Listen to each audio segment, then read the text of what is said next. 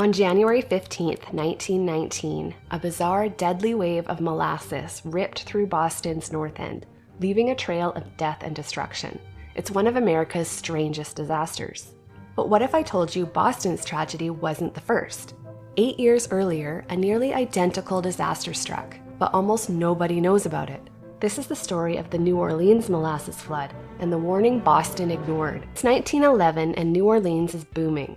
Warehouses lined the Mississippi riverfront, sugar refineries and cotton presses ran day and night, and the smell of molasses and industrial smoke filled the air. Molasses was big business in the town, a key ingredient for making alcohol. But storing millions of gallons of this thick, dense syrup was tricky. So when the city's old waterworks reservoir went up for sale, the sugar planters' storage company quickly snapped it up. Naively, they assumed that since it held water, then it should hold molasses too.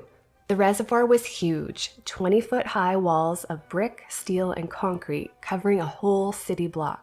Businesses all around the area were going about their normal day, unaware of the disaster that was about to happen. On September 11th, 1911, the unimaginable happened.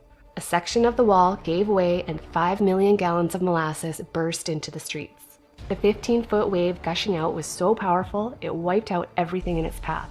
Streetcars were flipped over, giant iron boilers were thrown hundreds of feet, and the entire lower story of homes were filled with syrup. People in the streets had to wade through waist-deep and sometimes chin-deep molasses. As the liquid made its way down Market Street and slowly dispersed throughout the city, reports stated it was still a foot deep a mile away. Thrifty housewives grabbed any pot, bucket, or jar they could find and scooped up as much as they could. While property was destroyed and the cleanup was immense, the most memorable consequence was a biblical plague of flies and ants that descended upon the sticky feast. But unlike the Boston disaster that would follow, the New Orleans flood had a surprising outcome. Not a single person was killed.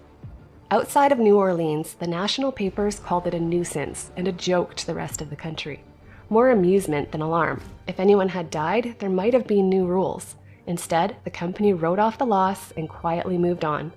8 years later, in the middle of Boston's North End, a massive steel tank rose up over the neighborhood, 7 stories tall and packed with millions of gallons of molasses.